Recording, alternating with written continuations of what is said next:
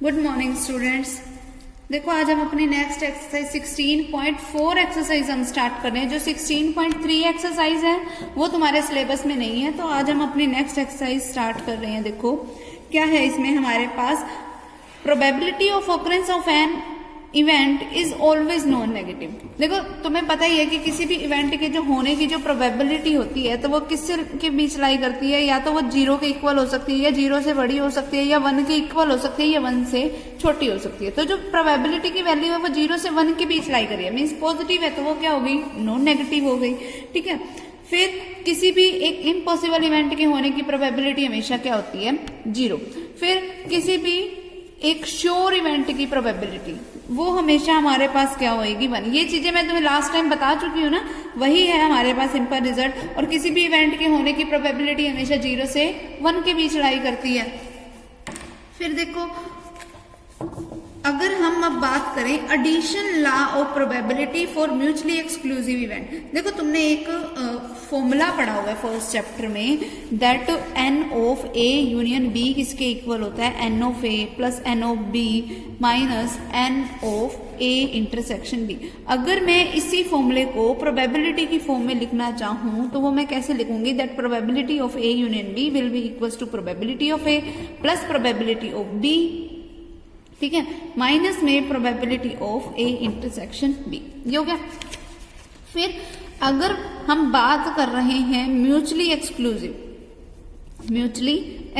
मैंने last time भी तुम्हें बताया था, म्यूचुअली एक्सक्लूसिव इवेंट्स वो होंगे जिसमें probability of A intersection B किसके इक्वल होगी, 0 की।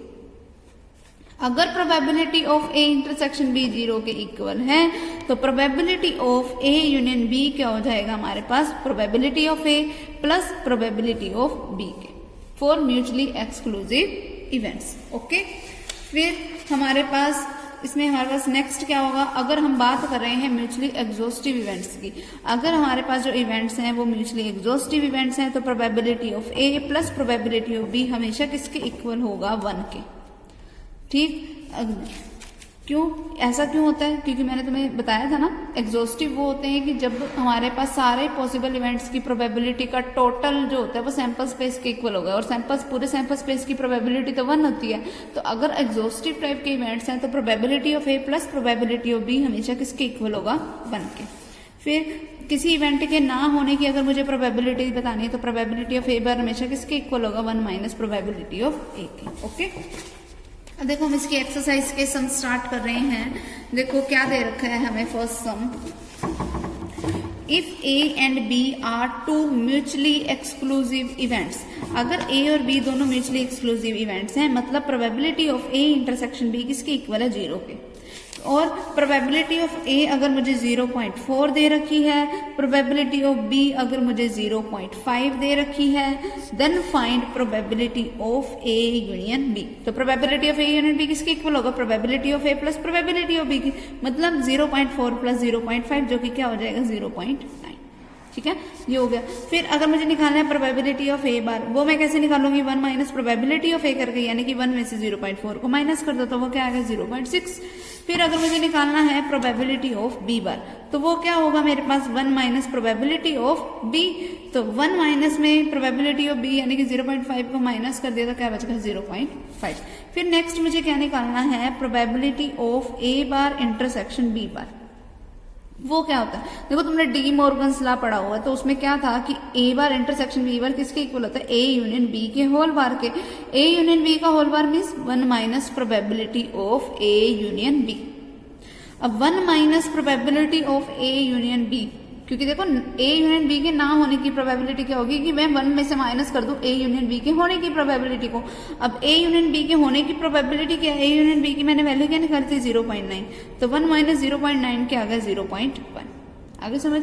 नेक्स्ट सम देखो, if A and B are 2 mutually exclusive events of an experiment and if probability of not A P of A bar मुझे क्या दे रखा है, 0.65।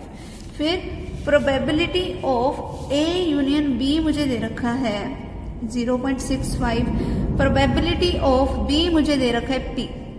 ठीक है। Then find the value of P. अगर देखो म्यूचुअली एक्सक्लूसिव इवेंट है तो ए इंटरसेक्शन बी तो 0 के इक्वल है, यानी कि इस केस के लिए probability of A union B किसके इक्वल होगा, probability of A plus probability of B के, यानी कि 0.65 विल बी इक्वल टू, पहले प्रोबेबिलिटी ऑफ ए निकालूं। प्रोबेबिलिटी ऑफ ए कैसे निकालूंगी कि मैं 1 में से माइनस कर दूंगी प्रोबेबिलिटी ऑफ ए बार को, यानी कि 1 माइनस में क्या कर दूं 0.65, तो वो क्या आएगा 0.35। तो यहाँ लिख दो 0.35 प्लस प्रोबेबिलिटी ऑफ बी की वैल्यू क्या है पी। तो पी को यही रहने दो, 0.35 इधर आके माइनस हो गया तो 0.65 माइनस 0.35 वो क्या हो गया 0.5 में से 5 0, 6 में से 3 गए 3, तो मेरे पास पी की वैल्यू क्या आ गई 0.30। ठीक है। अगला देखो, if A and B are two mutually exclusive events, अगर ए और बी दोनों म्यूचुअली एक्सक्लूसिव इवेंट्स हैं तो probability of A intersection B मुझे मतलब क्या है 0 के इक्वल, और मुझे ये दे रखा है कि जो प्रोबेबिलिटी ऑफ बी है ना वो 2 टाइम्स ऑफ प्रोबेबिलिटी ऑफ ए के है।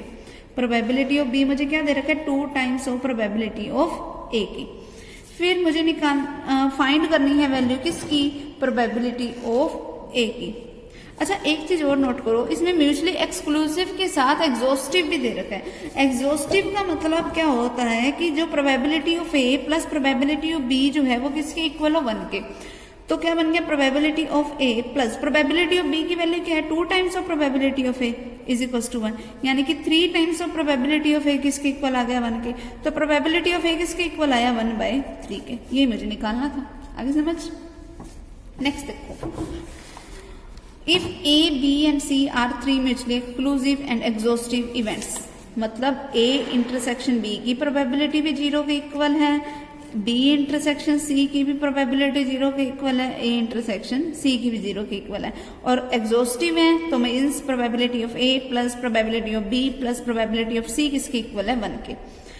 फिर फाइंड प्रोबेबिलिटी ऑफ ए, मुझे प्रोबेबिलिटी ऑफ ए बतानी है, जबकि मुझे दे रखा है प्रोबेबिलिटी ऑफ बी दे रखा है 3/2 times of probability of A, and probability of C क्या दे रखा है 1/2 times of probability of B, means probability of C की वैल्यू क्या बन गई 1/2 times of probability of B की वैल्यू यहाँ पे पुट करो 3/2 times of probability of A, तो ये क्या हो गया 3/4 टाइम्स ऑफ प्रोबेबिलिटी ऑफ ए।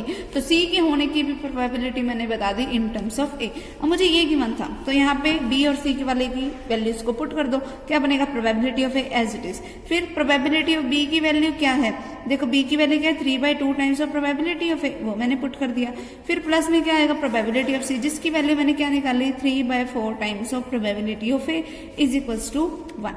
अब इनका मैंने एलसीएम ले लिया, वो क्या आ गया 4, एलसीएम 4 आया तो क्या बन गया 4 times of probability of A plus 3 times of probability of A plus अच्छा यहाँ पे सॉरी 6 आएगा plus 3 times of probability of A is equals to 1। अब यहां से क्या बन गया 13 times of probability of A is equals to 4 उधर जाके मल्टीप्लाई हो गया, तो प्रोबेबिलिटी ऑफ ए की वैल्यू मेरे पास क्या बन गई 4/13।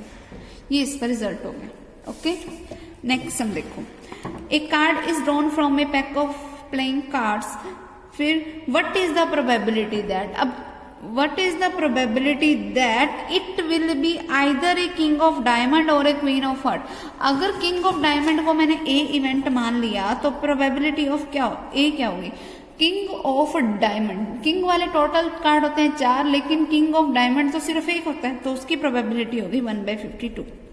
अब बी देखो, और एक क्वीन ऑफ हर्ट, क्वीन वाले कार्ड होते हैं 4 लेकिन हर्ट वाला तो 1 ही होता है, तो 1/52। अच्छा अब देखो इनका यूनियन मुझे निकालना है। अब देखो इनमें ऑब्वियसली दोनों में कुछ भी कॉमन नहीं है, तो इनका इंटरसेक्शन तो 0 ही होएगा, क्योंकि एक किंग का कार्ड है एक क्वीन का कार्ड है, तो प्रोबेबिलिटी ऑफ इंटरसेक्शन भी तो 0 के इक्वल है। अब मुझे निकालना क्या है, यूनियन निकालना है इनका, वो क्या हो गया probability of A plus probability of B means 1/52 plus 1/52। Solve कर लो, इसका रिजल्ट आ गया हमारा। ओके, नेक्स्ट देखो, ए बैग कंटेन्स 6 व्हाइट, एक बैग है जिसमें 6 white 5 black and 4 yellow balls हैं। फिर find the chance of getting either a white or a black in a single draw.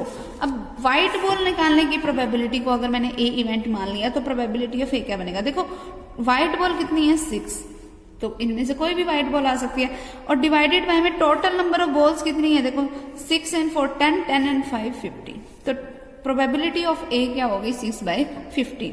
अब देखो अगर मैंने बी इवेंट मैंने मान लिया कि कोई ब्लैक बॉल बाहर निकालूं तो उसकी प्रोबेबिलिटी क्या होगी 5/15। ठीक है, अब मुझे प्रोबेबिलिटी ऑफ क्या निकालना है ए यूनियन बी। अब इनमें कोई भी कुछ भी कॉमन नहीं है तो probability of A intersection B तो 0 ही हो गया। तो ए यूनियन बी क्या हो गया probability of A plus probability of B में 6/15 प्लस 5/15। सोल्व कर लो 11/15 आ जाएगा इसका आंसर। ठीक है, अगला देखो next, What is the chance of throwing a total of 5 or 6 in a single throw of 2 dice? अगर मुझे टोटल 5 चाहिए, अगर मैंने ए इवेंट मान लिया जिसमें टोटल क्या है 5 है, तो कौन कौन से में आते हैं 5 1 5 2 3 3 2 4 1। ठीक है, तो प्रोबेबिलिटी ऑफ ए मेरे पास क्या होगी 4/36। अगर मैं बी इवेंट की बात करूं, मुझे टोटल चाहिए 6 का बनता है 1 5 2 4 फिर 3 3 फिर 4 2 फिर 5 1।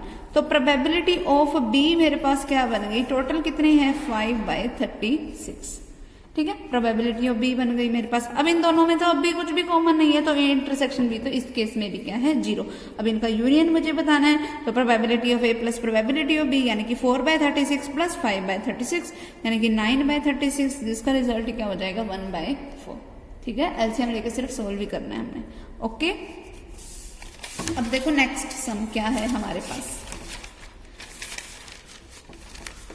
देखो, in a single throw of 2 dice what is the probability that sum of the number on the two faces are either 9 और 11। तो अगर 9 वाला आने को अगर मैं कोई ए इवेंट मान लूं तो ए इवेंट में 9 कब आएगा। 9 देखो आता कब है, जब आए 3 6 आए, 4 5 आए, 5 4 आए, 6 3 आए, ये हो गया। तो प्रोबेबिलिटी ऑफ ए मेरे पास क्या होगी 4/36। अगर बी में मुझे चाहिए 11 वाले केसेस, तो 11 कब आता है 5 6 पे या 6 5 पे। तो प्रोबेबिलिटी ऑफ बी मेरे पास क्या होगा 2/36। अब इनमें कुछ भी कॉमन नहीं है तो ए इंटरसेक्शन बी तो 0। तो probability of A union B क्या हो जाएगा, probability of A plus probability of B यानी कि 4/36 प्लस 2/36 मीन्स 6/36, तो क्या आ गया 1/6। फिर अगले वाले में चाहिए नाइदर ए नॉर बी यानी कि ए बार इंटरसेक्शन बी बार, कि ना तो ए आए ना ही बी आए, तो यानी कि ए के ऊपर भी बार लगेगा बी के ऊपर भी बार लगेगा और ये दोनों ही नहीं आने चाहिए, तो क्या लग गया इंटरसेक्शन। तो वो क्या होता है probability of A union B का whole bar according to De Morgan's law. ठीक है, ए बार इंटरसेक्शन बी बार किसके इक्वल होता है, ए यूनियन बी के होल बार के। सेम उसी तरीके से मैं तुम्हें एक और बता दूं कि ए बार यूनियन बी बार किसके इक्वल होता है, ए इंटरसेक्शन बी के होल बार के। ठीक है, ये चीज ध्यान रखना। तो क्या बन गया हमारे पास probability of A bar intersection B bar किसके इक्वल होगा, कि मैं 1 में से माइनस कर दूं probability of A union B को, यानी कि मैं 1 में से माइनस किसको कर दूं, ए यूनियन बी क्या है 1/6, तो क्या रिजल्ट आ गया 5/6।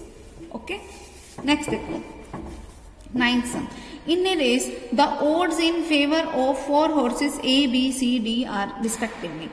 ओड्स इन फेवर, तो पहली बात कि ओड्स इन फेवर क्या होते हैं। देखो मुझे ए बी और सी डी के रेशियोज दे रखे हैं। ए का मुझे रेशियो दे रखा है 1:3, बी का मुझे रेशियो दे रखा है 1:4, सी का मुझे रेशियो दे रखा है 1:5, ठीक है, डी का मुझे रेशियो दे रखा है 1:11।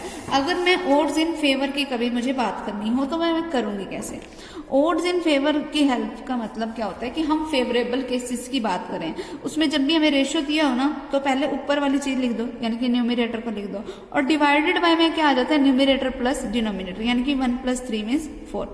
फिर प्रोबेबिलिटी ऑफ बी क्या बन गया, फिर इसमें न्यूमरेटर को लिखो डिवाइडेड बाय में इनका टोटल, वो क्या आ गया 5। फिर प्रोबेबिलिटी ऑफ सी क्या आएगा, न्यूमरेटर लिखा डिवाइडेड बाय में इनका टोटल यानी कि 6। फिर प्रोबेबिलिटी ऑफ डी क्या आएगा 1 डिवाइडेड बाय 12। ये हो गया, आगे समझ। ये मेरे पास प्रोबेबिलिटी ऑफ ए बी और सी और डी आ गया। अगर ये तो मुझे ओड्स इन फेवर दे रखा है, अगर मुझे उसने बोला होता ना ओड्स अगेंस्ट वाला, अगेंस्ट वाले में मैं डिनोमिनेटर को ऊपर लिख देती यानी कि 3 को ऊपर लिख देती, डिवाइडेड बाय में क्या आ जाता 4। ओड्स इन फेवर का तो मतलब होता है कि हम उस इवेंट के होने की बात कर रहे हैं, और ओड अगेंस्ट का मतलब होता है कि हम उसके ना होने की बात कर रहे हैं। आगे समझ, ठीक है। अब देखो क्या बोल रखा है, odds in favor of 4 horses are given assuming that a dead heat not more than once wins at a time is impossible, find the chance that one of them will win the race. अब मुझे ये chance बताना है कि उनमें से कोई तो जीत ही जाएगा, यानी कि A union B union C union D, इस तरीके से मुझे करना है। फिर if there are 5 horses in all, अगर टोटल 5 हॉर्सेज थे यानी कि कोई ई टाइप का हॉर्स भी था, what is the probability of success for the 5th। ठीक है, तो अगर मुझे probability of success of 5th मुझे निकालनी है तो सीधी सी बात है, मुझे मतलब निकालना क्या है, प्रोबेबिलिटी ऑफ ई। अब इन 5 में से कोई ना कोई तो जीतेगा ही, तो वह 1 में से माइनस कर दो इन चारों के जीतने की, यानी कि 1 में से मैं 1/4 को भी माइनस कर दूं, 1/5 को भी माइनस कर दूं, 1/6 को भी माइनस कर दूं, 1/12 को भी माइनस कर दूं। अब इनका एलसीएम ले लो, वो 5th हॉर्स के जीतने की प्रोबेबिलिटी आ जाएगी। आगे समझ, ठीक है। अच्छा, अब इसमें एक और क्वेश्चन भी पूछा था, find the chance that one of them win the race. जब हम इन 4 हॉर्सेस की सिर्फ बात करते हैं कि सिर्फ इन चारों में से ही कोई जीत ले, तब उस वाले के लिए क्या केस बनेगा, probability of A union B union C union D, यानी कि probability of A plus probability of B plus probability of C plus probability of D. यानी कि उस केस में मुझे क्या निकालना है, 1/4 प्लस 1/5 प्लस 1/6 प्लस 1/5, ये निकालना है मुझे सिंपली। ओके, अगला देखते हैं। If there are 3 events A, B, C, one of which must happen and only one can happen at a time, इन तीनों में से कोई ना कोई तो हैपन जरूर होएगा और एक टाइम पे सिर्फ एक ही हैपन हो सकता है। If the odds are 8-2 against A, अब 8-2 A अगेंस्ट वाला केस है, ठीक है, अगेंस्ट। फिर क्या है, B के लिए मुझे दे रखा है, ये है हमारे पास A के लिए, B के लिए मेरे पास क्या है, 5/2 है। फिर मुझे निकालना क्या है, ओड अगेंस्ट C निकालना है। ओके, मतलब मुझे C का रेशियो खुद से बताना है। अच्छा देखो, सबसे पहले अगेंस्ट की जब भी बात हो रही है, मैंने तुम्हें क्या बताया था कि जो डिनोमिनेटर है उसको ऊपर लिख दो, डिवाइडेड बाय में इनका टोटल। फिर प्रोबेबिलिटी ऑफ B क्या आ जाएगी मेरे पास, 2 को ऊपर लिख दो, डिवाइडेड बाय 7। ठीक, अब उनमें से कोई ना कोई तो एक बार ही तो जरूर बनेगा, एक ना एक ही हैपन हो सकता है एक टाइम पे, यानी कि कैसा केस है, एग्जॉस्टिव इवेंट्स का। तो इज इक्वल्स टू क्या आ गया, 1।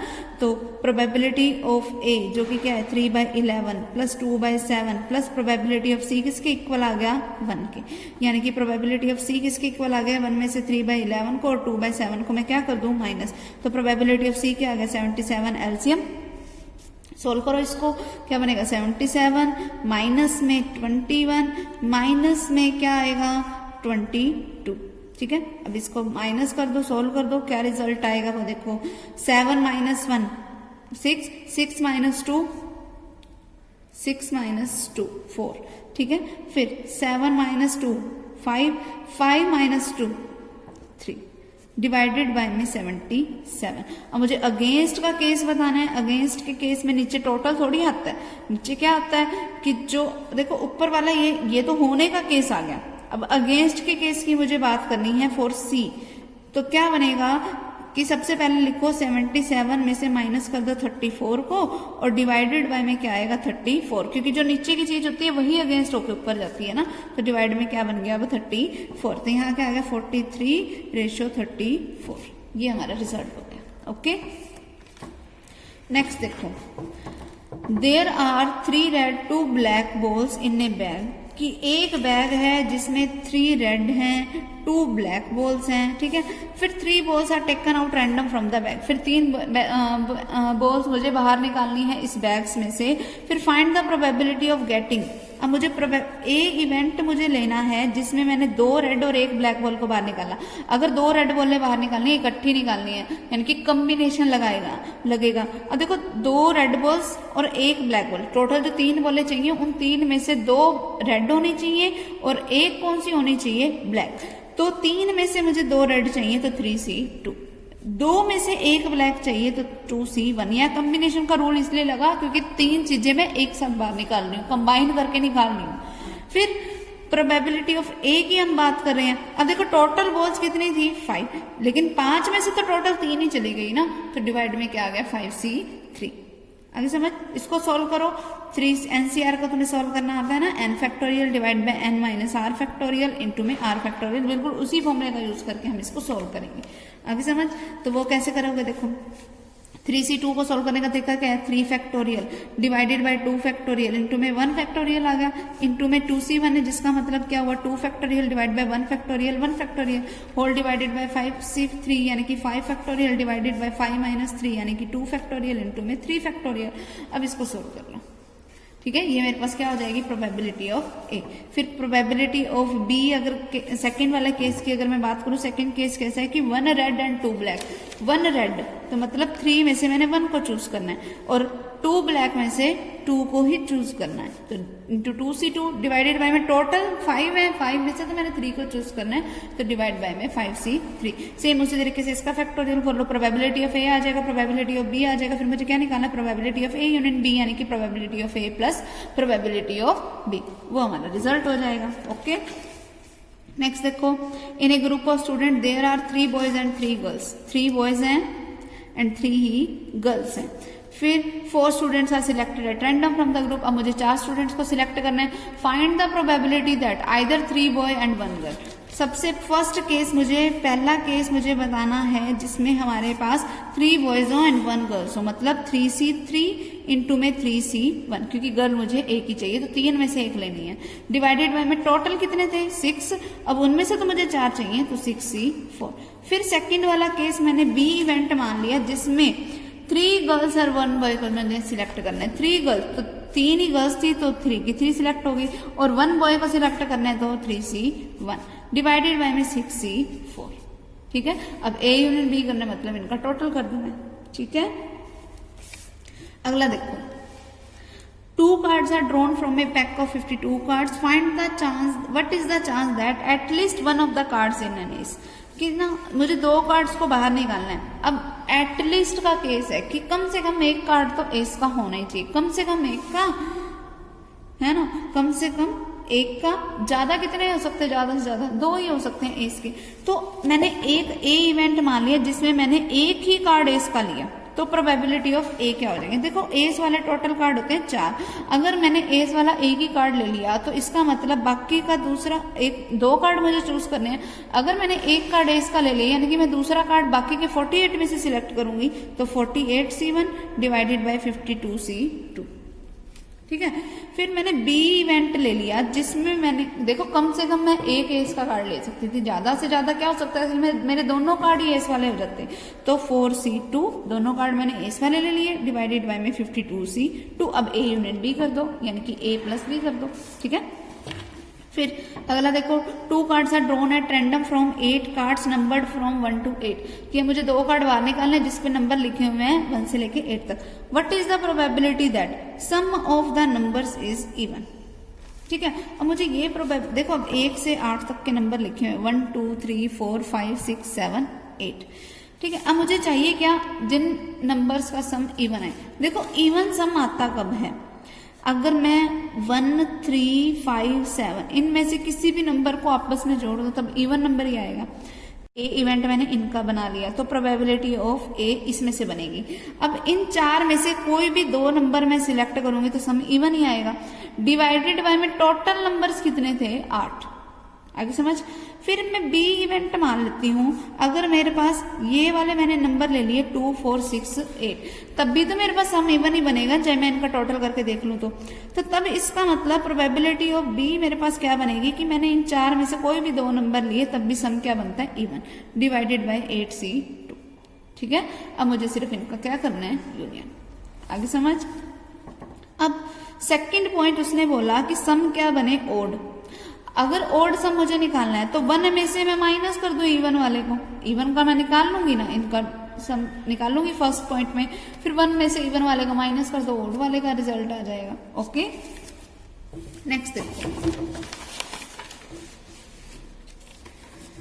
देखो क्या है हमारे पास कि एक class consist of 10 boys and 8 girls, कि एक क्लास है जिसमें 10 बॉयज हैं एंड 8 गर्ल्स हैं। फिर क्या बोला है, एक committee of 3 students is constituted, कि मुझे 3 मेंबर्स की एक कमेटी बनानी है। What is the probability that committee has at most 1 girl, कि उस कमेटी में ज्यादा से ज्यादा एक ही लड़की हो, ज्यादा से ज्यादा एक लड़की हो सकती थी, कम से कम 0 हो सकती थी। तो मैंने ए इवेंट ले लिया जिसमें मैंने ले ली जीरो गर्ल्स, यानी कि जीरो गर्ल्स वाला सिस्टम है इसमें। अगर जीरो गर्ल्स हैं यानी कि जो 3 मेंबर मेरे को सिलेक्ट करने हैं वो सारे के सारे बॉयज होंगे, तो क्या होगा 10C3, क्योंकि 10 बॉयज थे उसमें से मैंने 3 सिलेक्ट करने हैं। डिवाइडेड बाय में टोटल कितने थे 18C3। फिर प्रोबेबिलिटी ऑफ, अगर मैं बी की बात करूं, अब ज्यादा से ज्यादा तो मैं एक ही लड़की ले सकती थी, तो अब एक लड़की ले लो, 2 क्या ले लो लड़के, तो 10C2 8C1। इन 8 में से मैंने एक लड़की चूज कर ली, इन 10 बॉयज में से मैंने 2 चूज कर लिए। डिवाइडेड बाय में टोटल से तो 3 ही चूज हो रहे हैं ना, तो डिवाइड बाय 18C3। अब ए यूनियन बी कर दो, simple. Next, last sum of this exercise, 4 cards are drawn at a time from a pack of 52 playing cards. Find the probability, अब देखो 4 कार्ड मुझे निकालने हैं। Find the probability of getting all the 4 cards of the same suit। सारे same suit के होने चाहिए, यानी कि या तो सारे स्पेड हो, या सारे के सारे क्या हो, हर्ट वाले हों, या डायमंड वाले हों, या क्लब वाले हों। अगर सारे स्पेड वाले हों, अगर स्पेड वाले को मैं इवेंट ए मान लूं, तो प्रोबेबिलिटी ऑफ ए क्या हो जाएगी 13C4, ठीक है, डिवाइडेड बाय में 52C4। अगर सारे के सारे डायमंड वाले हो, अगर मैंने उसको इवेंट बी मान लिया तो 13C4 डिवाइडेड बाय 52C4। सी अगर मैंने क्लब वाले ले लिए, ठीक है, तो क्या हो जाएगा हमारे पास 13C4 डिवाइडेड बाय 52C4। और जो चौथा बच गया उसके ले लो सेम उसी तरीके से। फिर इन सबको क्या कर दो, सिंपली ऐड कर दो। इनका यूनियन लेने के लिए कि इनमें से कोई भी हो सकता है, तो इन सबको ऐड कर दो सिंपली, वही हमारा रिजल्ट आ जाएगा। क्लियर? तो ये एक्सरसाइज हमारी कंप्लीट हो गई। नेक्स्ट टाइम हम अपनी नेक्स्ट एक्सरसाइज करेंगे, और 16.3 एक्सरसाइज हमारे सिलेबस से कट है, ये ध्यान रखना। ओके।